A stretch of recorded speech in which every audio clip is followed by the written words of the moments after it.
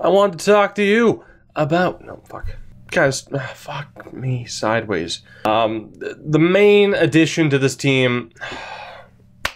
Allow me to do my best the hockey guy impression by wearing the jersey of the team that I'm talking about within this video. Although I am missing the whiteboard and about 23,000 extra subscribers, but we don't have to talk about that. Let's stay positive, shall we? Let's talk about the news of the day, at least until something bigger happens, which, I mean, I don't know if you're a Canucks fan, maybe the Goodbranson re-signing is the news of the day. Regardless, the Boston Bruins have acquired Nick Holden from the New York Rangers for a third-round pick this year and defenseman Rob O'Gara. My thoughts on this trade are simply, meh. It's not bad. Rob O'Gara was far enough down the depth chart, especially after getting jumped, especially after having someone like Matt Grzelcyk jump ahead of him in the pecking order. He didn't get jumped in the locker room. I think he should be fine. Rob, let us know that you're okay. He didn't get jumped in the locker room because I don't know how to speak. In the third-round pick, well, let's be honest, with Brett Connolly, Zach Ronaldo, Lee Stempniak. Can we really be surprised that the Bruins are just kind of like, nah, let's throw a third-round pick in there and see if this works? I'm not really all that surprised, seeing as Michael Kempny also fetched a third-round pick. So seeing someone like Nick Holden get a third-round pick and a prospect isn't all that surprising. As far as my thoughts, on Nick Holden himself, because, I mean, let's be honest, as far as what the Rangers are getting, you're getting a decent prospect who might make it as third-pairing guy, and a pick. We gotta wait and see. But we know what the Bruins are getting.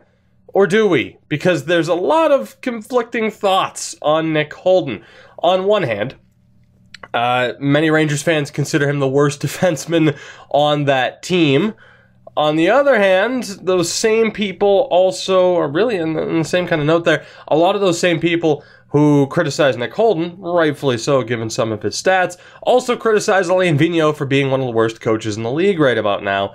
And, those two might have a direct relation there. As I think the one thing you could say is Nick Holden has probably been put in a higher role than really he should have been. And that's a role he won't be playing, with the Bruins unless we see a ton of injuries. So in terms of giving up a third-round pick for Holden, who might end up being just a rental, I'm not so sure. But as far as the player the Bruins are getting back goes, I'm not upset about this. It's a depth addition. The Bruins were killed by injuries last year.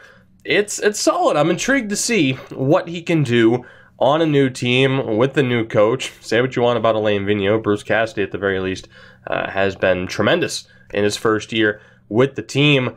So I don't know. I always feel weird with these videos because I'm not really sure if I can add that much more to the story, that much more to the narrative, especially when my opinion on the topic is just, we'll wait and see. I'm not totally upset about it.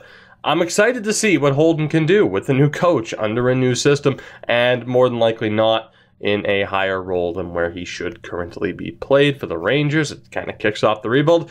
It's not the defenseman that people thought the Bruins might get from the Rangers, but, and this was one of the things I've mentioned on Twitter lately as well, I think the asking price for Kempny and Holden kind of adds to my fear that we might not have that interesting of a trade deadline after all. I think asking prices are going to be way too high. I don't know if we see someone like Ryan McDonagh get moved before the deadline. I hope he does, because it makes things a little bit more interesting, even if he doesn't go to Boston.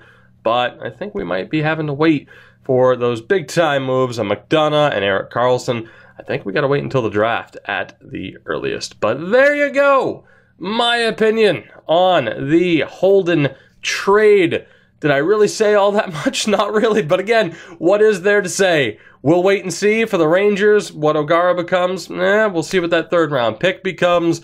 And as far as Holden goes, will he be as bad as he was for the Rangers? Time will tell. But again, I don't think he'll be in the same role. Let me know what you think, though. Like I said, I wanted to make this video. I don't think I said this, but like I'm saying now, I wanted to make this video because especially after the Mrazek trade from the day before, where I was streaming on Twitch and every 2 seconds, it's like, okay, here's my opinion on Mrazek. Here's my opinion on Mrazek. Here's my opinion on Mrazek. I figured, hey, why not put this video up so I can at least just kind of link a video instead. Speaking of which, my thoughts on the Mrazek trade, good for both teams. We'll see what Mrazek does in Philadelphia. As I know for his first game, he's going to be on the bench. Alex Lyon is getting that start. so we'll see. But a good return for Detroit, especially for a goaltender where you pretty much had an irreparable situation after leaving him open to the Vegas Golden Knights in last year's expansion draft. Anyway, thank you for watching. Let me know what you think of the trade down below. You know all the fun stuff. Appreciate your support as always. I'll catch you next time.